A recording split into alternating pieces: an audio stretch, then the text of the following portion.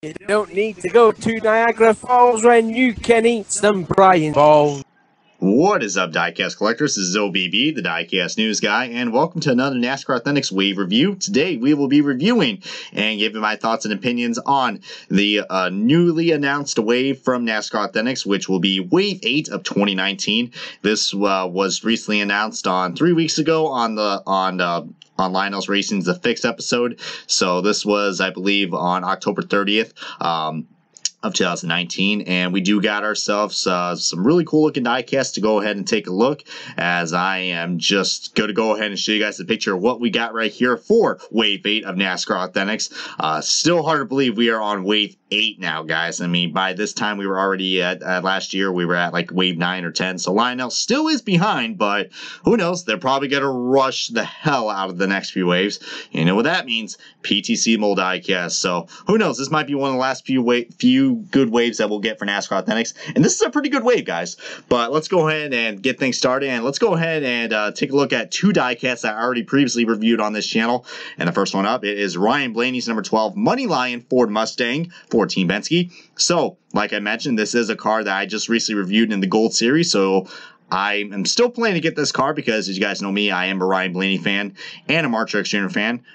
So, yeah, I mean, this diecast right here looks really cool. We do get a nice little special magnet, that rectangular magnet, and that's been one of my favorites lately. So, but yeah, nice looking car, guys. I mean, another Ryan Blaney car to go along with this, with the collection. So it'll be a great addition to go along with with the other diecast that we got for Ryan Blaney. So yeah, you definitely can't go wrong with it, guys. This is a really nice looking car. I'm kind of disappointed that we didn't get any of his Menards cars released for NASCAR Authentics, like either his Littman or his Knopf car, or who knows, maybe Richmond. I mean, my God, I mean, I would kill to have like an exclusive Menards car from either Paul Menard or Ryan Blaney, but you know, can't go wrong with this. I mean, he almost did one in this paint scheme after all, at the Phoenix race in spring. So yeah, but the next diecast I show you is yet another car I did review, but I am planning to review his Dover Win 124 of this car, which I did pick up. So looking forward to that review very soon, guys, for you guys.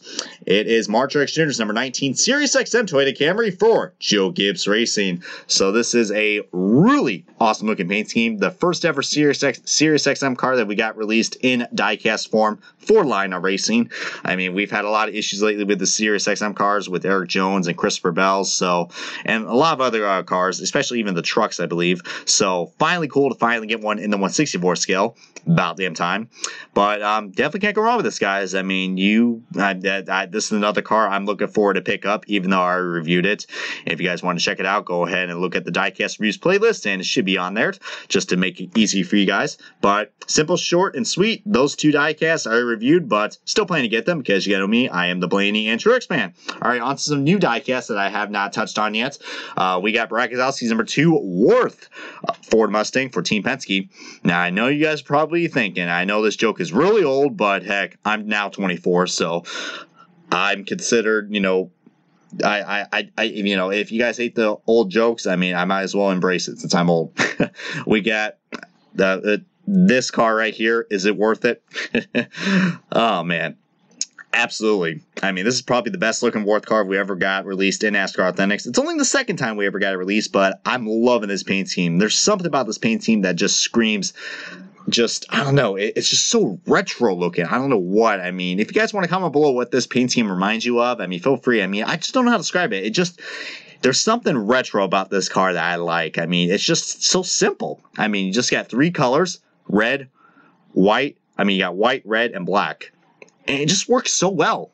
It does. And then you got the red spoiler and the white rims. I mean, I know there's a lot of colors in this car, but my God, guys, it really looks nice, especially since he won in this car at Kansas. So if you guys, you know, if you guys like paint schemes that won a race, and this is the car to get right here for sure. But I'm really looking forward to review this car. This car right here definitely kicks ass, and my God, guys, it's really refreshing to see a car that does not have those scallops. I mean, don't get me wrong, I don't mind the scallop scheme, but this is something that Team Penske needs to do more often. I know they're very uniform. I mean, that's how Roger Penske is with most of his cars.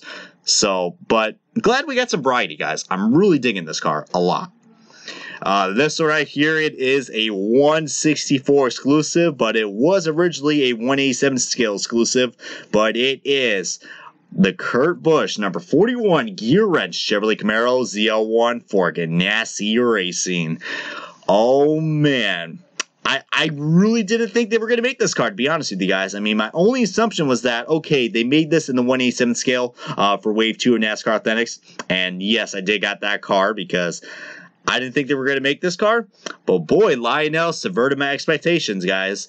And once again, it further proved my point that, you know, most of the diecasts that we get in the 187 scales and the Cracker Barrel waves usually indicate what cars will be getting in the next few waves.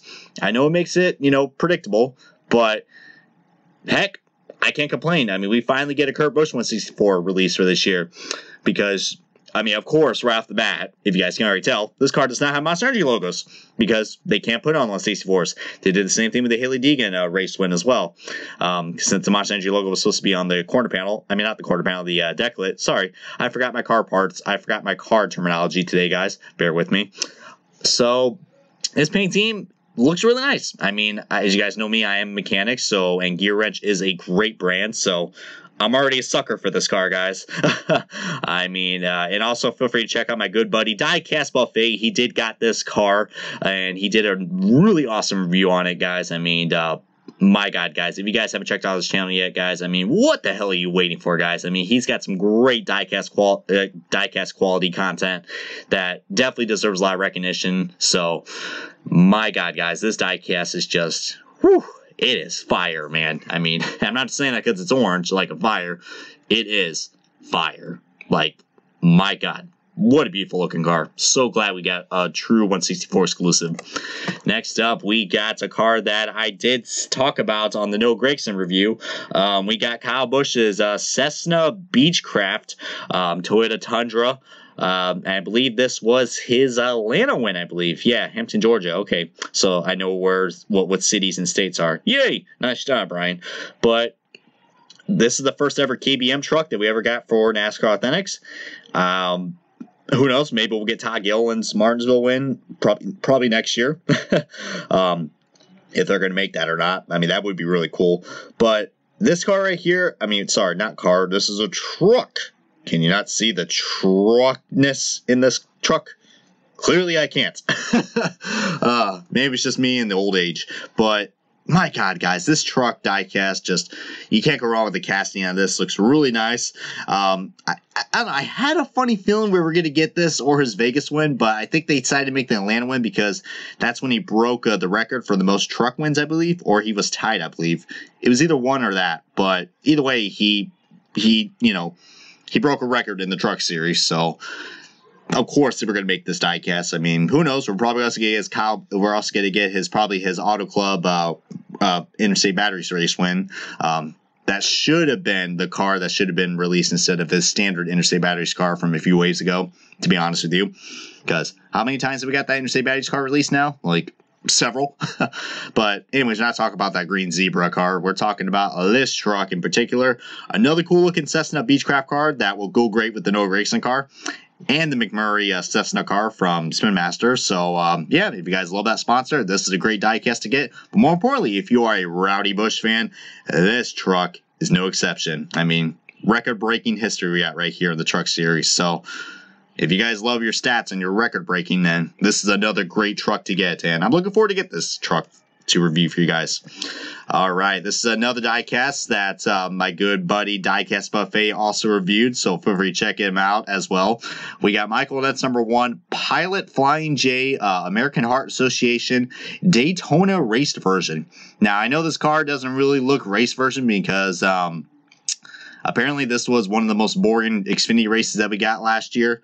Well, not last year, but you know what I mean, like this season that just ended. But I guess we could say it's last year because, you know, the race season has ended. But you know what I mean? I mean, it says 2019 on it.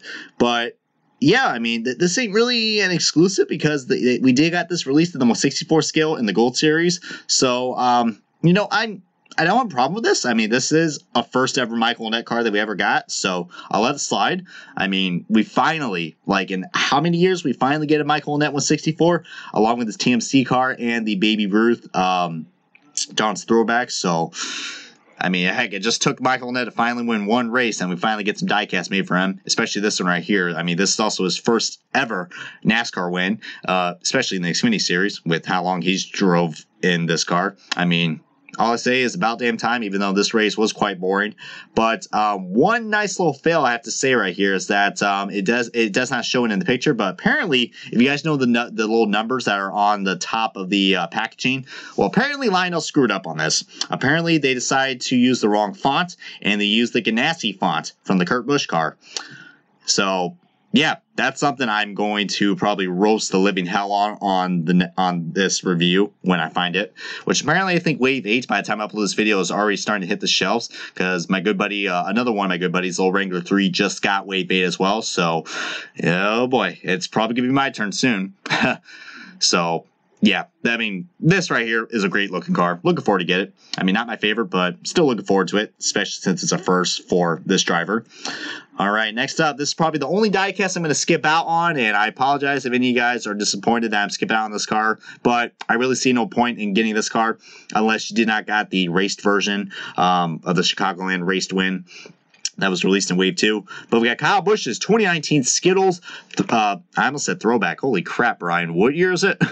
We got Kyle Busch's Skittles Red, White, and Blue Patriotic Toyota Camry for Joe Gibbs Racing. So the Skittles scheme has not changed at all for God knows how long, especially that, well, except for that throwback that we got released last year.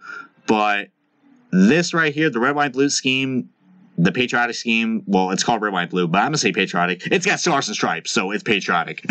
America. But, you know, I don't know about this car, guys. I mean, the paint scheme is not the best looking, but I already reviewed this, this car. I mean, I know there's like a few differences with this car. Like, you got the Ream logo. I know that's a difference right there. And, I don't know. Actually, no, this car actually is about the same. It does have the Ream logo from last year as well. Well, I don't know. I mean, there's probably some slight differences with this car from the race version. Of course, it's not all banged up and raced version, all banged up and race marked like the Chicagoland win. But, you know, my only suggestion is that if you couldn't find that Chicagoland win car from Wave 2, then go in and get this. If not, then it'd be easy pass. So, yeah, I'm skipping out on this car, guys, but I'm sure the Kyle Busch fans out there are still going to get this car. Can't blame you. I will do the same thing with the Truex or Blaney cars, so totally understand that. All right, we got a few more to show you guys right here. We got Clint Boyce, number 14, D. Culp. I believe that's how you pronounce it. I am like the worst person to ever do pronunciation, so, you know. Let's just go with that, guys. Decalp, whatever that fucking word is. Ford Mustang, Ford. Storehouse Racing. This is a very random looking car. However, though, it does remind me of Tony Stewart's 2016 Mobil 1 car because of that nice little wing that we got right there. I mean, the wing is a lot more longer than the Mobil 1 Tony Stewart car that we got. Also, I believe Kevin Harvick also drove a Mobil 1 car like that as well in the same year. So, I don't know. I think just because of that, I might get that because it does remind me of that. Plus, that'd be a great side-by-side comparison to show you guys so it doesn't look like I'm crazy and be like, oh, yeah, that looks like a Pegasus wing. Are you sure about that, Brian? Maybe you're just on drugs. Who knows? But, yeah, really nice looking car, guys. I'm looking forward to get this. This is, like I said, a very random release, but, you know, it's not exclusive. We did got it in the 164 scale. I really thought it was getting canceled because it's such an underrated car, but it got made, and now we got a NASCAR Authentics. So, yeah, you can't go wrong with that.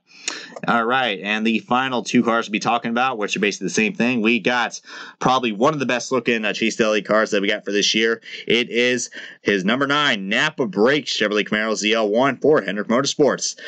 And my God, guys, this is a very different-looking paint scheme. I mean, the paint scheme setup is basically the exact same thing, just the colors are different. So take Chase Daly's regular Napa car, and then just where the blue is, that's where the black is.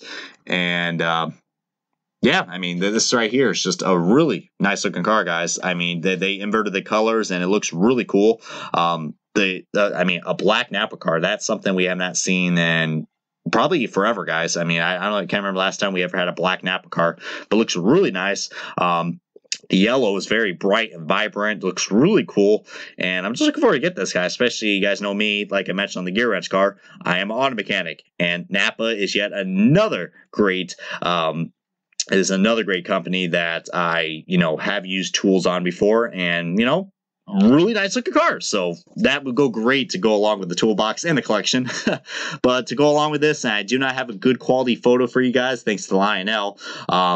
For that, but we also do got the liquid color chase piece of this car, and basically it has more, the black has more like a grayish tone to it, but it is a chase piece, so especially it's a Chase LA car. So that's going to be ridiculously hard to find because Chase LA cars are already as popular as they are. So yeah, but that's a liquid color chase piece. I mean, it doesn't look too bad in my opinion, but with my luck, we're just going to probably find the standard release. I mean, still have yet to find a 2019 chase piece, so, but I'm sure all you guys are with me on that. I mean, finding the chase pieces are literally hard to find because of scalpers. Gotta love those sons of bitches. But anyways, guys, I mean, overall, Wave 8, this has been a pretty solid wave, guys. I mean, we had a lot of cool, nice releases. I mean, the Kurt Busch one in particular is definitely the way to go right here. I mean, yeah, Wave 8 ain't too bad. Not too bad at all. I mean, there were some cars that I were expecting to get in this wave, especially the Kurt Busch car, but still glad we got on the 1/6 Sport scale. That's probably what saved this wave. But not a terrible wave. Not a terrible wave, guys. I'm looking forward to find all these cars for you guys in the next What's in Stores video, and everything else in between. But, yeah, nice job, Lionel. Looking forward to see what we got for Wave 9 and Wave 10. Hint, hint, if you guys didn't check out the Cracker Barrel video, might as well go ahead. But, yeah. This has been OBB, the Diecast News Guy. Thank you guys so much for watching this thoughts and opinions video of NASCAR Authentics 2019 Wave 8. And feel free to comment below if you guys have any thoughts and opinions to share on this wave and what cars are you looking forward to get the most on this. And if you guys already have them, then feel free to say something about it. But this has been OBB, the Diecast News Guy, and I will see you guys on another NASCAR Authentics video.